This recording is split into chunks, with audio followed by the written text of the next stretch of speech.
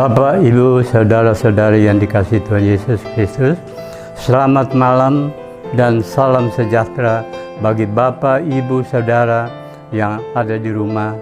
Kiranya dalam keadaan sehat dan kiranya Tuhan terus menjaga dan menyertai kita sekalian. Secara khusus di tengah ancaman COVID-19 dimanapun kita berada. Bersama keluarga Ibu Deborah, pada malam hari ini kita kembali berjumpa dalam ibadah keluarga. Kiranya ibadah ini mengingatkan kita atas penyertaan dan pertolongannya. Selamat beribadah. Bapak Saudara yang terkasih dalam Tuhan, sebelum kita memulaikan ibadah kita di malam ini, mari kita sejenak mengambil saat teduh.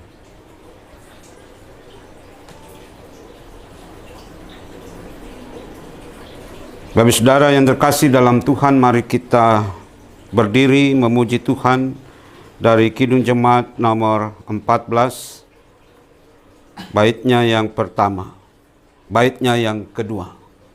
Kami datang kepadamu, dan seterusnya kita nyanyikan bersama. Kami datang kepadamu, kami datang kepadamu, bersyukur sebulat hati karena kasih-Mu besar. Mari kita bersatu dalam doa. Ya Tuhan, Engkaulah Allah kami yang penuh berkat dan kebaikan. Kami sekeluarga datang untuk menyembah-Mu dengan hati yang dipenuhi rasa syukur dan sukacita karena pertolongan-Mu. Sertailah ibadah kami ini, dan ketika kami membaca Alkitab, terangilah pikiran kami untuk merenungkannya, dan dalam pimpinan Roh Kudus kami dibenarkan dan memperoleh berkat-berkat-Mu. Amin. Bapak Saudara yang terkasih dalam Tuhan, dengan tetap berdiri, kita membaca Alkitab dari kitab Ibrani, pasalnya yang keempat ayat 14 sampai ayatnya yang ke-16. Surat Ibrani pasal 4 ayat 14 sampai ayatnya yang ke-16. Saya bacakan demikian. Karena kita sekarang mempunyai imam besar agung yang telah melintasi semua langit, yaitu Yesus, Anak Allah. Baiklah kita teguh berpegang pada pengakuan iman kita. Sebab imam besar yang kita punya bukanlah imam besar yang tidak dapat turut merasakan kelemahan-kelemahan kita. Sebaliknya sama dengan kita, Ia telah dicobai, hanya tidak berbuat dosa.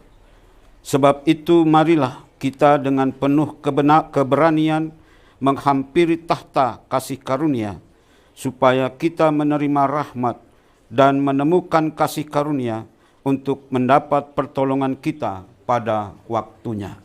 Demikianlah firman Tuhan. Yang berbahagia adalah kita yang mendengarkannya dan mau melakukannya di dalam hidup beriman. Haleluya, haleluya, haleluya.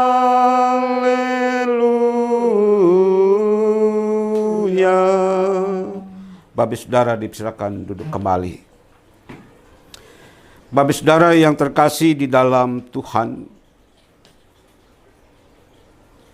kembali kita bersama dengan surat Ibrani, diajak untuk mendalami tentang pengenalan akan Kristus. Bahwa bersama surat Ibrani yang sudah kita baca tadi, pasal 4 ayat 14 sampai ayatnya yang ke-16, di sana mau dikatakan bahwa Kristus adalah imam besar dan agung. Bapak Saudara yang terkasih di dalam Tuhan, berbicara tentang imam. Imam adalah menjadi pemberita firman Allah. Jadi sekali lagi itu salah satu tugas dari para imam adalah memberitakan tentang firman Allah. Lalu Bapak Saudara yang terkasih dalam Tuhan, kalau tadi dikatakan bahwa Kristus adalah imam besar yang sudah kita miliki atau yang sudah kita yakini atau yang sudah kita percayakan sebagai penyelamat di dalam kehidupan kita, maka kebesaran Kristus ditimbang dengan para imam pada umumnya, bahwa Kristus memiliki tingkatan yang lebih jauh daripada imam yang pada umumnya. Kebesaran dari Kristus sebagai imam besar adalah bahwa kalau dikatakan seorang imam bertugas untuk memberitakan firman salah satunya, maka Kristus adalah firman itu sendiri. Jadi sekali lagi Bapak Saudara, kalau Kristus dikatakan sebagai imam besar, besar bukan karena memiliki kedudukan atau jabatan, tetapi Kristus menjadi imam besar karena pada dirinya adalah firman itu sendiri.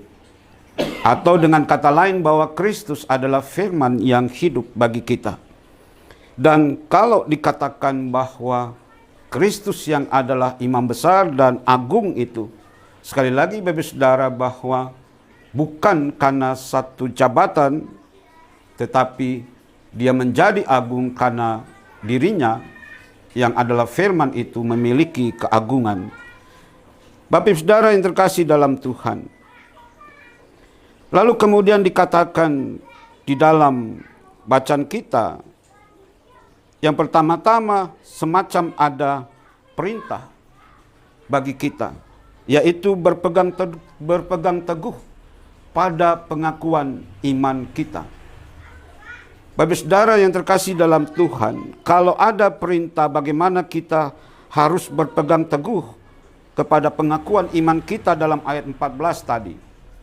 Yang pertama-tama Bapak Saudara, kita coba mencermati kehidupan kita, bahwa ketika kita menyadari kehidupan kita di berbagai tempat di mana kita berdiri, bahwa di situ selalu ada bahaya yang mengancam kita. Itu sebabnya dalam kehidupan kita seringkali kita menghadapi berbagai macam pergumulan dan tantangan. Dan pada saat ini, seperti kita sama-sama tahu, bahwa kita sedang terancam oleh pandemi COVID-19. Dan itulah kehidupan. Dan semua itu mau kita gambarkan Bapak Saudara, bahwa seperti kita berdiri di tepi jurang. Ketika kita ada di tepi jurang, Kristus selalu bersama dengan kita. Itu sebabnya ketika kita jatuh, maka Dia akan mengulurkan tangan kita.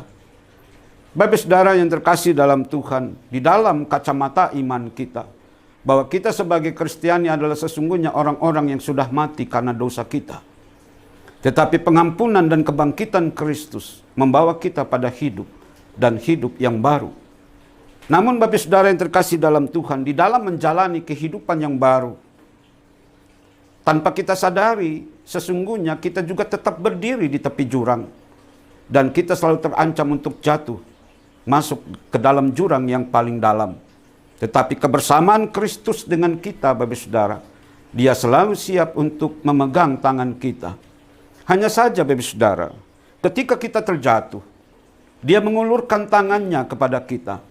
Tetapi seringkali Bapak Saudara, kita memberontak, kita berupaya melepaskan dari uruan tangan Tuhan itu. Sehingga pada akhirnya kita kembali terjatuh dan kembali terjatuh di dalam kehidupan ini. Itu sebabnya perintah berpegang pada pengakuan iman kita.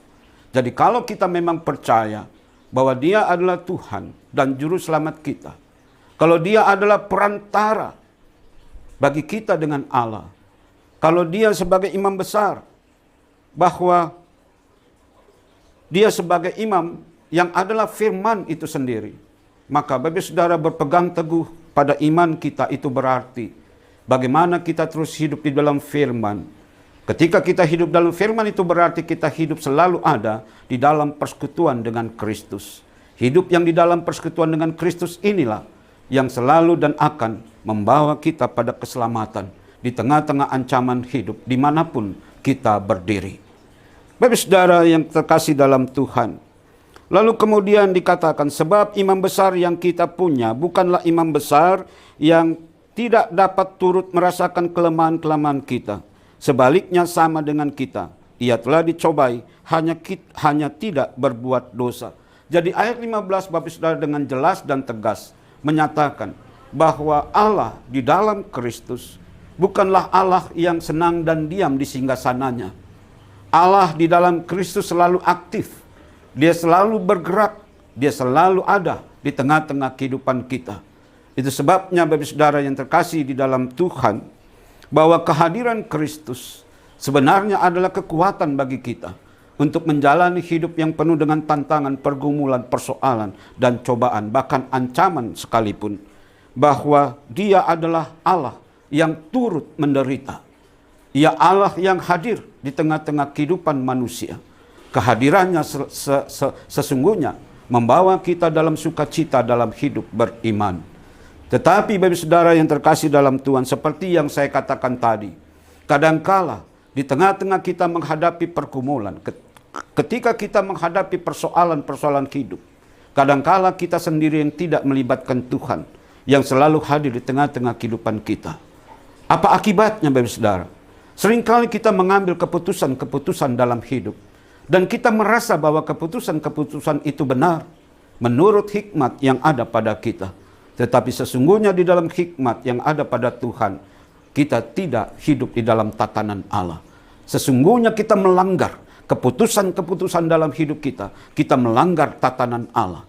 Dan berbeda dengan Kristus sendiri, yang tadi dikatakan bahwa Ia, ketika Dia menjadi manusia, Dia hadir di tengah-tengah kehidupan di muka bumi ini. Dia pun menghadapi tantangan, Dia pun menghadapi cobaan, bahkan nyawanya terancam setiap saat. Lalu apa yang Dia lakukan Bapak saudara? Kita teringat kembali Bapak saudara ketika Ia ada di Taman Getsemani. Ketika ancaman kehidupan yang mencabut nyawanya, Dia datang kepada Bapanya di Taman Getsemani. Dia mengatakan, biarlah kehendak-Mu Bapa yang jadi, bukan kehendak-Ku. Bagaimana Kristus meneladani kita ketika kita menghadapi tantangan-tantangan, pergumulan, persoalan hidup. Ia datang kepada Bapa. Dia mengajar kepada kita. Ketika kita ada dalam satu pergumulan, apakah itu sifatnya pribadi, apakah itu pergumulan rumah tangga dan keluarga kita, kita diajak, diteladani bagaimana kita datang kepada Allah. Supaya apa Bapak saudara? Kalau dalam bacaan kita pada ayat 15 tadi, jangan di tengah-tengah pencobaan, jangan di tengah tantangan dan persoalan hidup, justru kita jatuh di dalam dosa. Dan itulah yang melebihi Kristus dari kita sebagai sesama manusia. Bapak saudara yang terkasih di dalam Tuhan, maka dengan demikian berpegang teguh kepada pengakuan iman kita sesungguhnya, agar kita tidak lagi jatuh di dalam dosa. Kita selalu harus memahami bahwa Allah, Dia tidak diam di singgasananya, tetapi Dia ada di samping kita. Ketika kita berjalan, Dia bersama dengan kita berjalan. Ketika kita tidur pun, justru di sana Ia memberikan berkat-berkat-Nya kepada kita. Yang ketiga Bapak saudara, bahwa di dalam ayat yang ke-16 di sana dikatakan, sebab itu marilah kita dengan penuh keberanian menghampiri tahta kasih karunia, supaya kita menerima rahmat dan menemukan kasih karunia untuk mendapatkan pertolongan kita pada waktunya. Jadi Bapak saudara, di sana dikatakan bahwa di dalam kasih karunia Allah yang selalu hadir, yang selalu memperhatikan kehidupan kita, pada waktunya Dia akan mengulurkan tangannya. Bapak saudara, kata-kata pada waktunya ini harus kita garis bawahi. Mengapa Bapak saudara? Karena seringkali di tengah-tengah pergumulan dan tantangan hidup, kita mau saat ini Tuhan menolong kita. Kita mau saat ini Tuhan mendengarkan doa kita. Dan kita mau Tuhan segera bertindak. Bapak saudara yang terkasih dalam Tuhan, sekalipun kita diajak untuk meminta karunia, meminta pertolongan dari Tuhan, bukan berarti bahwa Tuhan ada di bawah tatanan kita. Tuhan kita yang mengaturnya, bukan. tapi justru biarlah Allah selalu dan selalu yang mengatur kehidupan kita. Itu sebabnya ketika kita berdoa, ketika kita memohon pertolongan Tuhan, biarlah pada saatnya Dia bertindak, pada saatnya Dia mengangkat kita dari kejatuhan, pada saatnya Dia menguatkan kita di dalam penderitaan kita. Bapak saudara yang terkasih dalam Tuhan, hidup berpegang teguh pada pengakuan iman kita, itu juga berarti bahwa kita mau hidup di dalam tatanan dan kehendak Allah. Di bawah tatanan dan kehendak Allah, maka dituntut dari kita Bapak saudara di dalam kehidupan ini, di dalam menghadapi berbagai persoalan, sekali lagi, baik itu secara pribadi, dalam kehidupan rumah tangga dan keluarga, dituntut kesabaran. Kesabaran untuk mendapatkan pertolongan Tuhan. Dan di tengah-tengah penantian pertolongan Tuhan itu, jangan pernah kita mengambil satu keputusan apapun di luar dari jalan Tuhan, di luar dari kehendak Tuhan. Kalau tidak, Bapak saudara, sekali lagi, kita sudah diingatkan, kita akan jatuh di dalam dosa. Bapak saudara yang terkasih dalam Tuhan, kiranya firman Tuhan pada malam hari ini memberikan satu kekuatan kepada kita agar terus berpegang pada pengakuan iman kita. Sekali lagi Bapak saudara, kita diajak untuk menyadari bahwa kehidupan ini penuh dengan godaan. Kehidupan ini penuh dengan ancaman, baik pribadi, rumah tangga, dan keluarga. Dan kadangkala Bapak saudara, kita dikalahkan oleh situasi dan kondisi dalam kehidupan kita. Kita tidak kembali ke dalam pertolongan Allah, tapi seringkali kita mengambil jalan-jalan kehidupan kita berdasarkan hikmat yang dari pikiran kita sendiri. Tapi melalui firman ini kita diingatkan, percayalah bahwa Tuhan yang adalah imam besar dan agung itu, Dia selalu menyertai kita. Dia siap untuk menolong Bapak Ibu Saudara dikala Bapak Saudara ada dalam tekanan-tekanan hidup. Tetapi percayalah, datanglah kepadanya, memintalah pertolongan kepadanya, sehingga kita akan merasakan, kita akan menikmati uluran tangan Tuhan yang menolong dan mengangkat kita dari berbagai macam pergumulan dan persoalan dalam kehidupan kita. Berpeganglah teguh pada pengakuan iman kita, Bapak saudara. Tuhan memberkati Bapak saudara. Amin. Bapak saudara yang terkasih dalam Tuhan, kita langsung pada doa syafaat. Mari kita berdoa. Ya Tuhan, ya Bapa, di tengah-tengah ancaman kehidupan yang selalu mengintip di dalam perjalanan kehidupan kami, kami menyadari melalui firman yang dibacakan dan kami renungkan bersama, bahwa seringkali kami dikalahkan oleh ketakutan, oleh kecemasan. Sehingga kadangkala kami mengambil keputusan-keputusan di dalam hidup kami. Itu berdasarkan hikmat yang ada pada kami. Kami tidak bersandar pada hikmat yang dari Tuhan. Untuk itu ya Tuhan ya Bapa, melalui firman ini, biarlah kami meyakini apa yang menjadi pengakuan iman kami, bahwa Engkaulah Tuhan, bahwa Engkaulah Juru Selamat di dalam kehidupan kami. Maka biarlah ya Tuhan ya Bapa, ketika kami keluar dari persekutuan ini, kami sungguh-sungguh menjalani kehidupan ini di atas apa yang kami yakini, bahwa Engkau adalah penolong dan sumber kehidupan bagi kami. Maka biarlah nama-Mu selalu kami puji dan kami muliakan dan kami agungkan, seiring dengan nafas kehidupan yang Engkau anugerahkan bagi kami. Demikian jugalah ya Bapa, kiranya firman ini juga menjadi landasan berpijak bagi Ibu Deborah di dalam menjalani kehidupan bersama anak-anak, bahkan juga cucu-cucu yang ada. Di dalam pergumulan dan di dalam pengharapan Ibu Deborah. Ya Tuhan ya Bapa, ketika ia tersungkur di hadapan-Mu, ketika dia memohon dan meminta pertolongan-Mu, kiranya cinta kasih-Mu Engkau juga berkenan memberlakukan di tengah-tengah kehidupan rumah tangga dan keluarga ini. Demikian juga bagi setiap rumah tangga dan keluarga kami. Ketika kami dipenuhi dengan pergumulan, persoalan, bahkan hidup ini menjadi sesak bagi kami. Tapi firman pada malam hari ini mengingatkan kami tentang pengakuan iman kami. Untuk itu ya Tuhan ya Bapa, biarlah ketika kami keluar dari persekutuan ini, kami berjalan seiring dengan apa yang kami percaya, seiring dengan apa yang kami yakini tentang Engkau, yang adalah penyelamat dan kehidupan bagi kami. Ya Tuhan ya Bapa, di dalam kesempatan ini, kami juga berdoa untuk saudara-saudara kami yang sedang mengalami kelemahan tubuh, baik di rumah maupun di rumah sakit, bahkan mereka yang sedang dalam proses pemulihan. Biarlah mereka semua juga berpegang pada pengakuan iman kepadamu, sehingga mereka pada saatnya, pada waktunya Engkau bertindak dan Engkau berkarya, maka mereka semua akan mendapatkan pemulihan, dan itulah pengakuan iman kami. Demikian juga bagi mereka yang sedang bersedih, mereka yang sedang berduka, bahkan mereka yang terbeban berat oleh persoalan hidup mereka. Kiranya ya Tuhan ya Bapa, Engkau juga berkenan untuk melawat dan menguatkan juga menolong mereka. Dan biarlah kiranya Tuhan Engkau juga melihat di dalam ketekunan dan kesabaran mereka, menantikan pertolongan Tuhan. Karena kami punya pengakuan iman bahwa Engkau yang adalah imam besar, yang agung itu, Engkau tidak pernah membuat kami jatuh oleh karena beratnya beban kehidupan yang kami pikul. Kami percaya bahwa Engkau akan bersama dengan kami memikul beban yang berat di dalam kehidupan kami.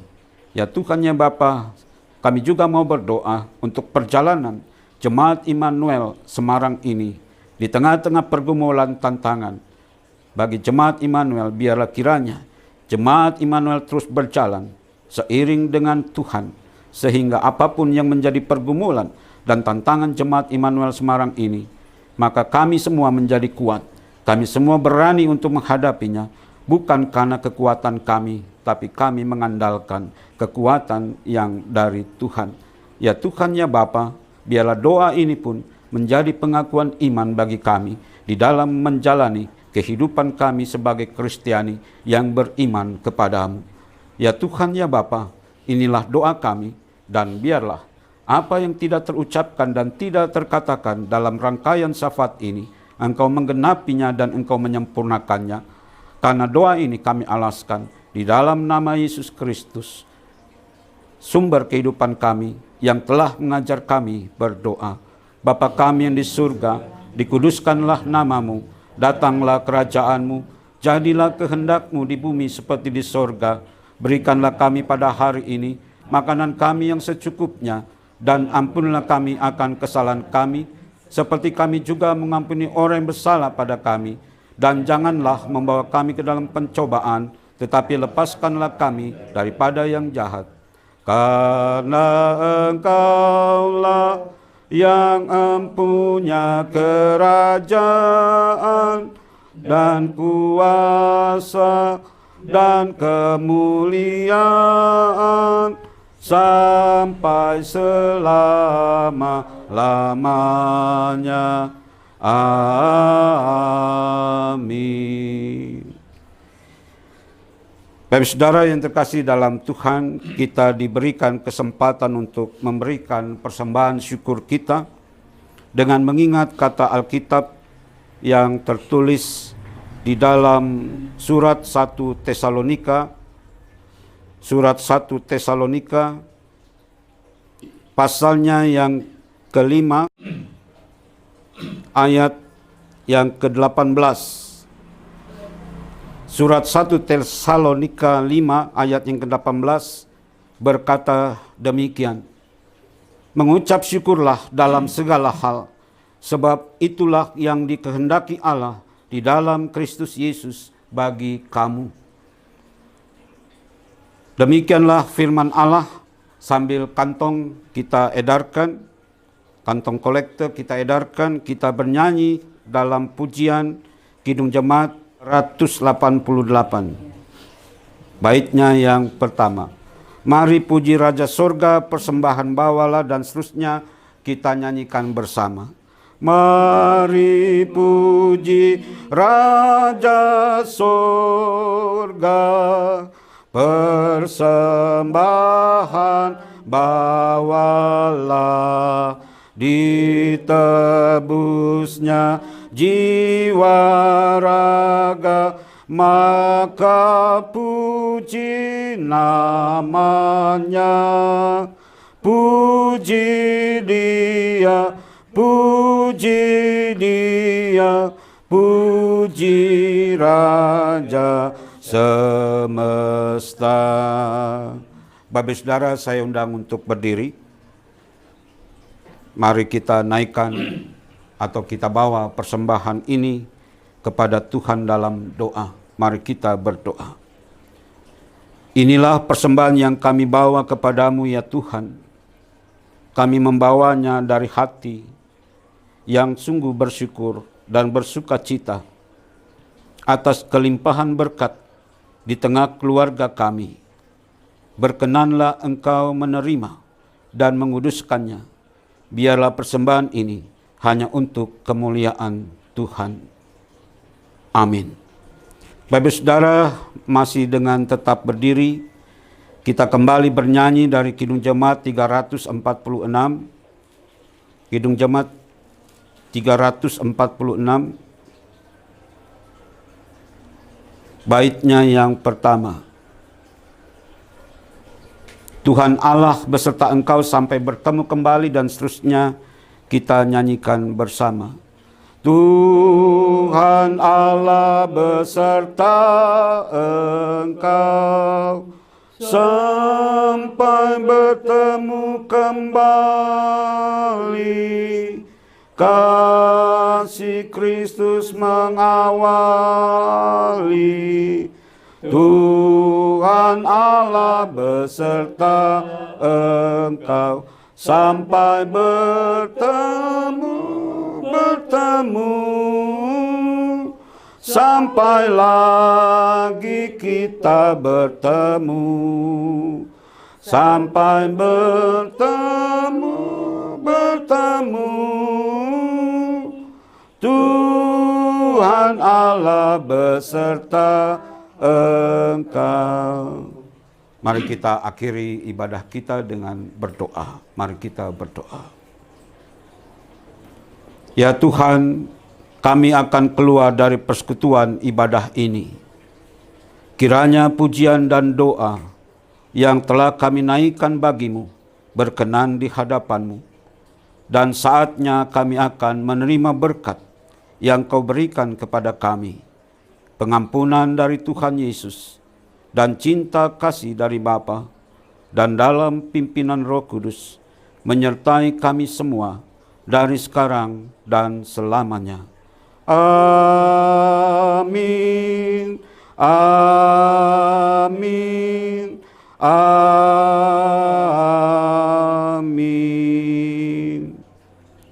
Bapak Saudara dipersilakan duduk kembali. Ibadah keluarga malam ini telah kita selesaikan. Kiranya Bapak Ibu tetap memperhatikan protokol kesehatan dan tetap jangan lupa memakai masker. Kita berjumpa lagi di hari Rabu yang akan datang. Tuhan menyertai Bapak Ibu sekeluarga. Selamat malam.